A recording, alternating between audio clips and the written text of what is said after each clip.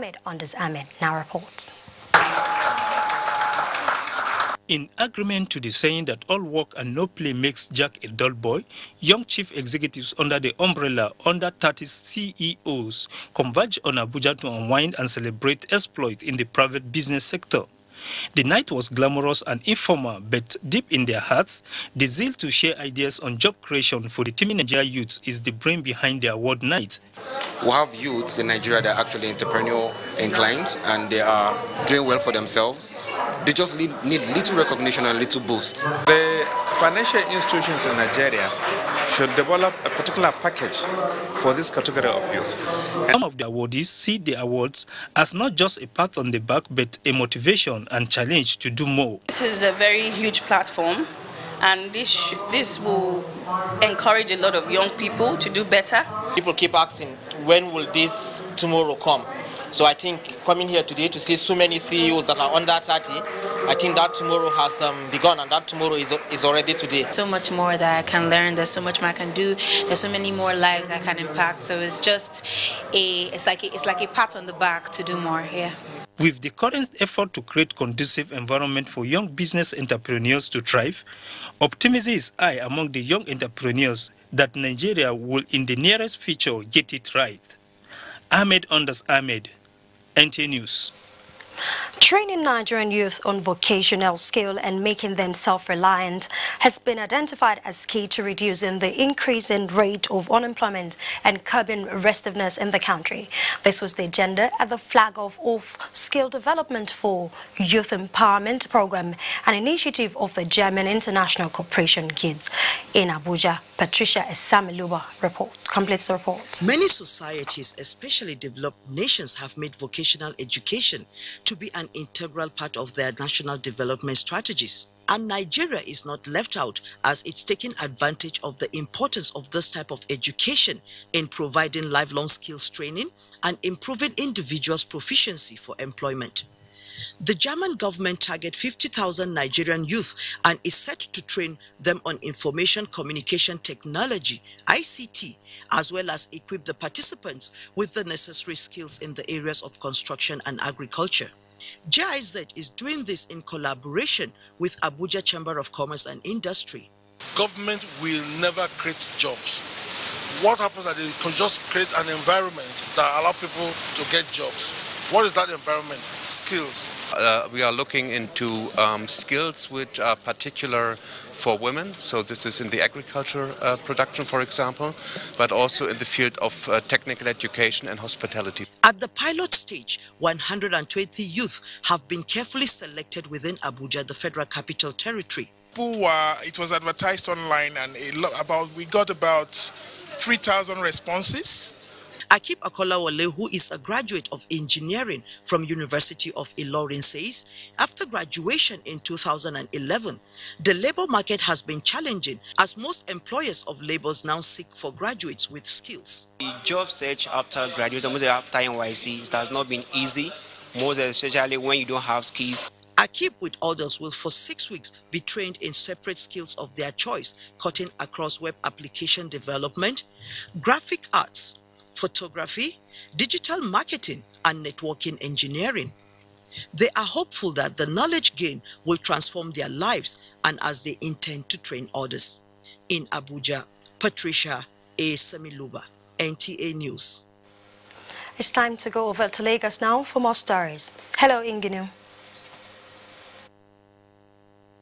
Thank you, Kende, and welcome to Lagos. The Southwest region has held a one-day colloquium with a charge to Nigerians to stamp out hatred and division as the nation journeys towards 2019 general elections. Rotimi Oluwagbemi reports on this and other issues that will continue to project the country as one.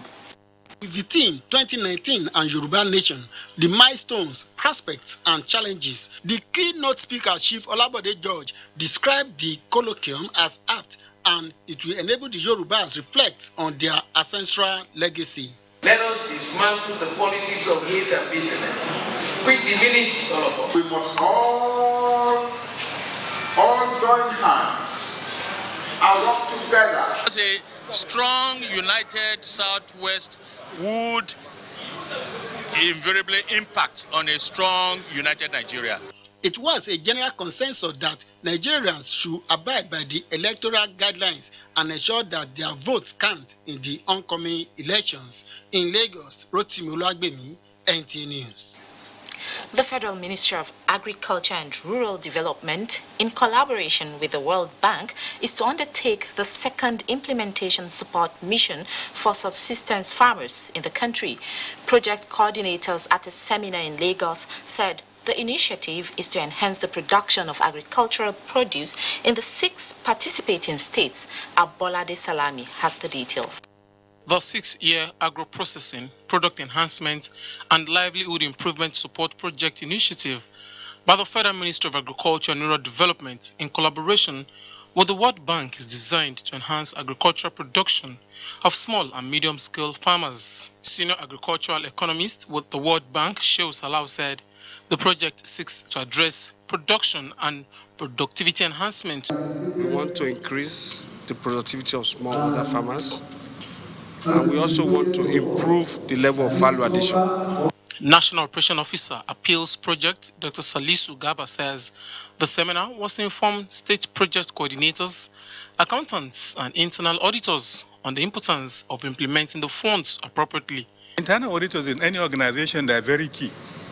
Very, very key, because we have some fiduciary issues, especially the financial management. As you heard, the World Bank just made a presentation now that they are key because they have to take charge, monitor how the project funds are being expended.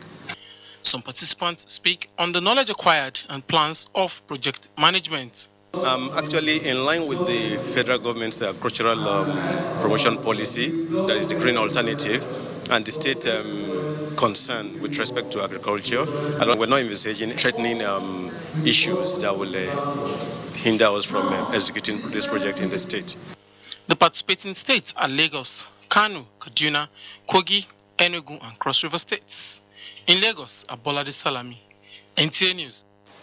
The Zone 2 Police Command has paraded suspects involved in various crimes within the zonal command. The Zone 2 Police Public Relations Officer, Dolakbo Badmos, disclosed this in Lagos. Lynn Leneke has details. These paraded suspects were arrested following an intelligence report.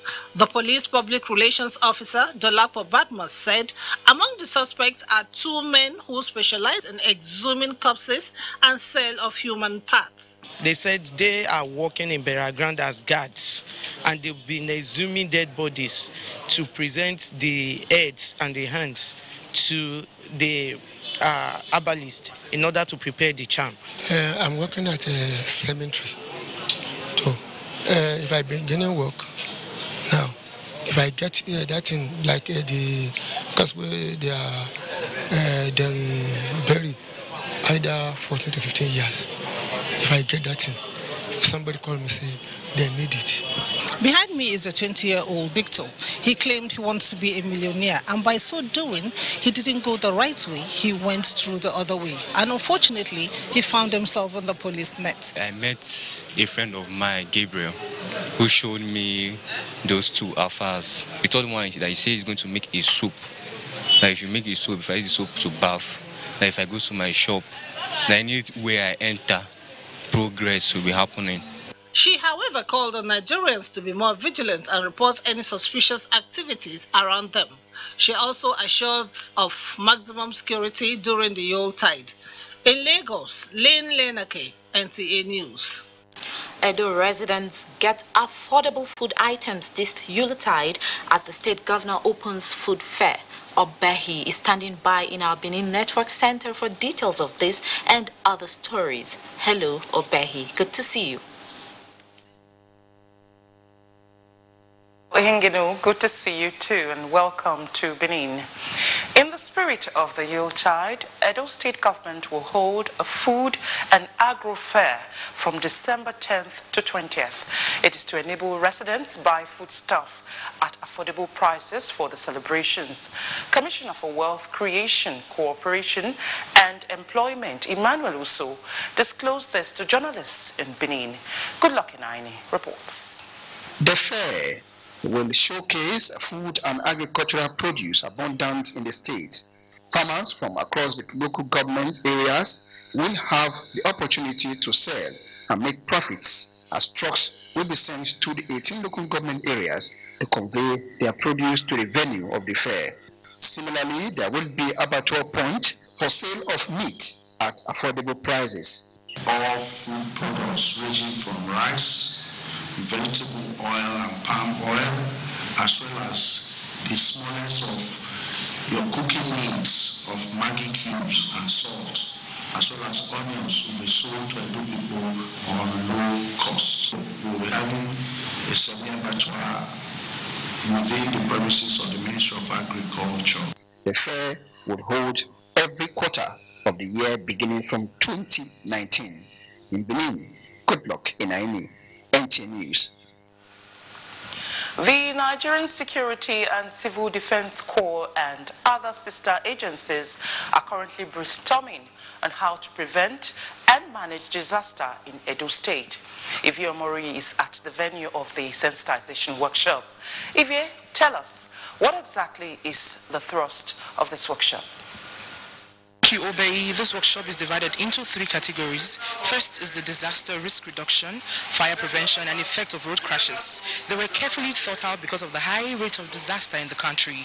Amazingly, this is the first time the command is organizing something like this. And with me is the sector commander who will shed more light on the workshop. But before then, sir, can you tell us more about it and what is the new technique one is expected to learn from this? Fire prevention and disaster management is something that each and every one of us need to know. And the new techniques we have all been able to learn here is that most of us didn't adhere to government rules and regulations. Before you can build your house, you need to know the fire service, you need to go to NEMA, civil defense need to be aware. Like most of these new filling stations that were being built, most of them are built in between living houses. Among other things, there are ways by which one can prevent fire disaster, in the sense that we have so many other equipment now.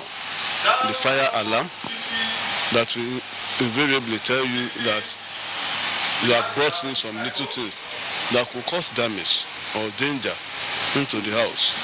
The most unique thing for me is the fact that market women are invited to learn how to manage disaster should it occur in marketplaces. Obey, it is back to you now for the continuation of Nationwide.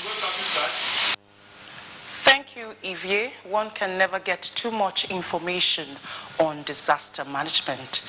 Moving on now, empowerment, inclusiveness and equality are agitations of persons living with disabilities in Edo State. At the 2018 International Day of Persons Living with Disabilities, the state government will witness their worries soon. Again, Ivie Omori reports. This is a national orientation agency. It is the venue where persons living with disabilities gathered to celebrate this year's International Day of Persons Living with Disabilities. Daniel and his likes found it very difficult to enter the venue. This is what they mean when they say 95% of infrastructure in the country are not disabled friendly. If not for the people around, I will not be able to go inside. Coming here, it was very stressful. A few days back, this person took to the streets and the government house to lobby for a disability bill. That struggle has yielded positive results. God already understands your plight and he's already working on it. And I can assure you that by the grace of God, in no distant time, the bill will be passing through law. For members of JONAPID, it is time to heave a sigh of relief. We have been struggling and clamoring for this, and he has finally come to say during his time he will do this for us. I think forever posterity will remember him. The issue of discrimination was also addressed by concerned persons. They urged them to think of better days ahead and how best to be useful to themselves regardless of their challenges. In Benin, Ivie Omori, NTA News. And that's it from Benin. Nationwide continues after this break.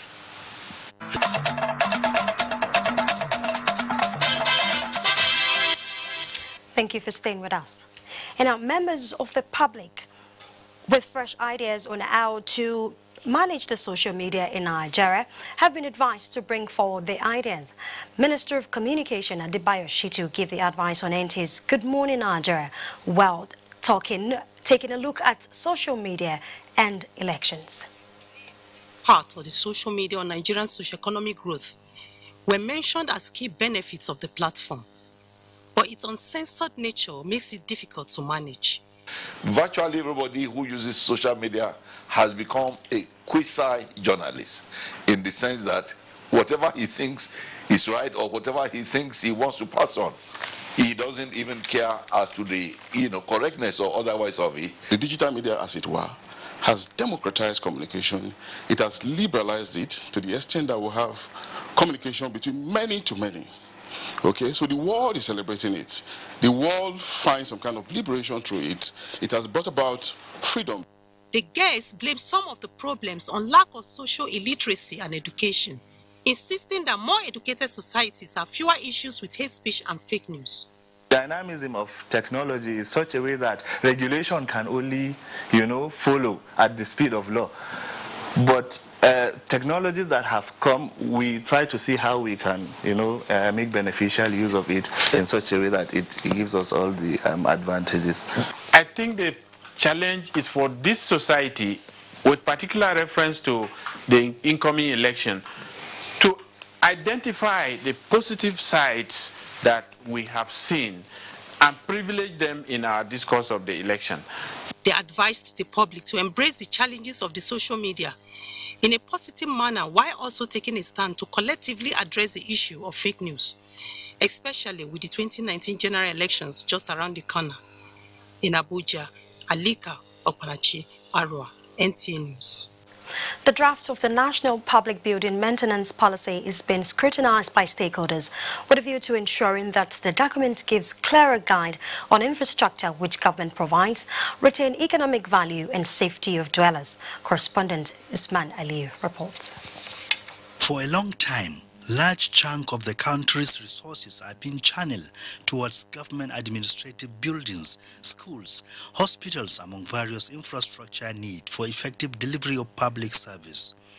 That is why a policy drafted for maintenance of public buildings for the safety of the people, as well as preserving economic value, is being discussed at this workshop to put the document in contemporary perspective, in line with the changing times. We therefore look forward to your close examination of the document before you and make relevant inputs before presentation to the Federal Executive Council for further consideration and approval. Experts believe that the maintenance problems and challenges can be minimized from the design using tested inputs at planning stage. We need for a policy on how to maintain those assets to make sure they are fit for purpose and they last a long time. It is expected that the recommendations at this workshop will provide new platforms for the guide to governments on provision of safer and efficient public property at local, states and federal levels. In Abuja, Usman Aliyu, NTA News. Nigerians living with disability or other, especially those in the civil service, have been assured of total inclusiveness and empowerment to enable them contribute more to national development. The assurance was given by the head of civil service of the Federation, Winfred Oyoita, at the launch of the survey of persons living with disabilities in the federal civil service. Adebola Brookston Sunday reports that Mrs. Oyoita said the present administration will continue to provide the necessary support to ensure the success of the survey. Omotunde Thompson is one of the estimated 19.7 million Nigerians who are persons with disabilities. This is barriers. She said lack of data has been hindering policy formulation that will address their plights. For the deaf, you need interpreter. For the blind, you need braille machine, transcribing, all those print materials to be in braille. In a bid to reverse the trend, Top government functionaries, diplomats, caregivers, and some persons with disabilities converged on Abuja. As she formally launched the baseline survey, Mrs. Oyoita said, great efforts are being made to transform the service into a modern public service organization that will provide world-class service for sustainable national development. We'll continue to provide PWDs with the necessary tools to enhance their capacities, performance, service delivery, and support them in setting their priorities towards the overall development of the country. It would also strengthen their rights to equal participation in social development processes and stimulate their potential to contribute to the advancement and growth of the MDAs where they serve. The baseline survey is mainly aimed at inclusiveness, equity, and empowering persons living with disabilities in Nigeria for them to contribute more to national development. The head of service with our team, we prepare a document for the attention of Mr. President to see how we can do two things as urgently as we can to improve the recruitment quota for people with disabilities from the negligible 2% to 10%. And of course to provide an allowance. Once you have the data, then you can plan well and then you can intervene well. The outcome of the survey is expected to provide the number and classification of persons with disabilities in Nigeria. Adebola, Brooksland Sunday, NTA News. It's time to join Pam in Makodi for more stories making rounds in that zone. Welcome to Makudi. The Benue State government is to partner with relevant agencies to boost yam production and improve in the state. This is the outcome of a meeting between the State Deputy Governor Benson Abonu and Advocacy and Resource Mobilization Team, which took place at the Government House, Makudi. And correspondent Bem Hanya reports. Those exam bodies you have mentioned. Benue State, which is popularly called the food basket of the nation, is one of the largest producers of yam and other roots and tuber crops and should be in the vanguard of improved agricultural production. It is against this backdrop that the visit by the Advocacy and Resource Mobilization Team of the Yam Improvement for Income and Food Security in West Africa becomes significant. The yam system in Nigeria appears.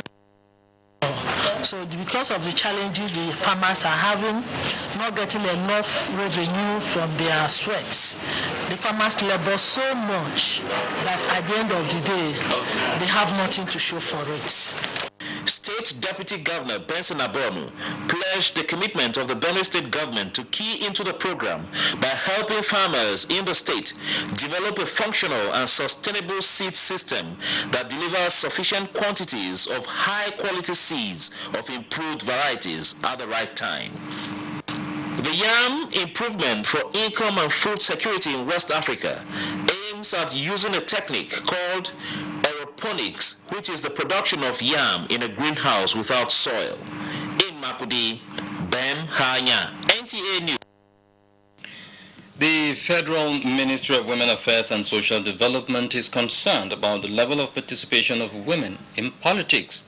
This necessitates the organization of sensitization program to encourage them to join politics. Awal Abdullahi reports that the program, which held in Jalingo, the Taraba state capital, brought together participants across the northeast geopolitical zone.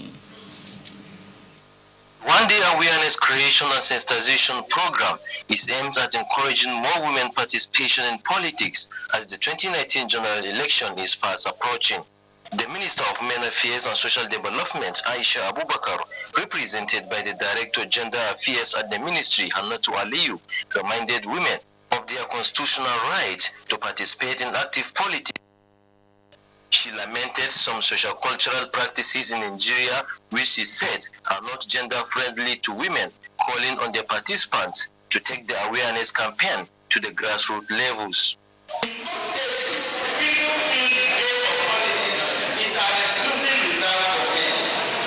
Former Minister of Women Affairs and Social Development, Senator Aisha Jumaila Hassan, stressed that women politicians are often subjected to discrimination and are called with uncomplimentary names, which, according to her, discourage some women from seeking political offices. I don't believe in women liberation because women are not in bondage. The event featured paper presentations on women in leadership and governance, as well as techniques for effective sensitization. In Jalingo, Abdullahi, NTA News. Various stakeholders have called on government at all levels to include people with disabilities in governance. This was their position at a one-day campaign against discrimination against people with disabilities held in Makurdi. Correspondent Sewese Agu reports.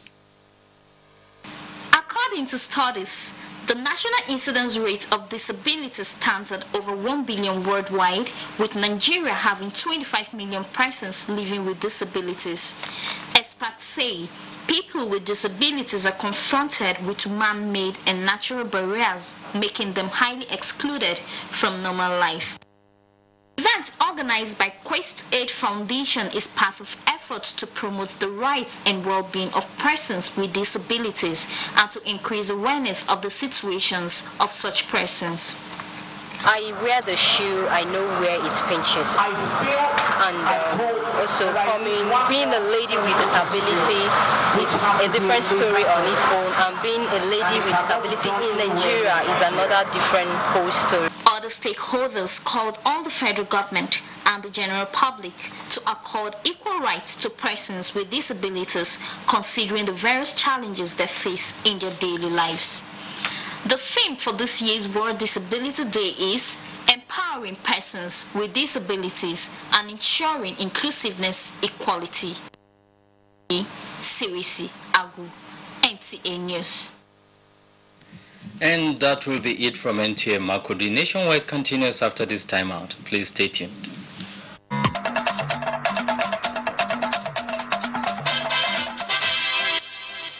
Thank you for staying with us. And Bright is standing by in Enugu for more stories. And welcome to Enugu Network Center. Public Open Heart International, Italian group that offers free open heart surgery in collaboration with Rotary International, have performed over 10 heart surgeries on children at the University of Nigeria Teaching Hospital, Enugu. Chiegono Aro reports. This is the 5th mission of the Italian medical charity group, Public Open Heart International, to the UNTH. This group basically undertakes children's heart cases. Their first mission was in Bayelsa State, where they collected patients and sent them to Italy for free surgeries, until they discovered the UNTH Cardiac Center with world-class facilities and opted to collaborate with them. At the Cardiac Center, open heart surgery was ongoing with the heart-lung machine functions of the heart. Their surgeries are usually very successful. They've not recorded any deaths. They've always recorded 100%.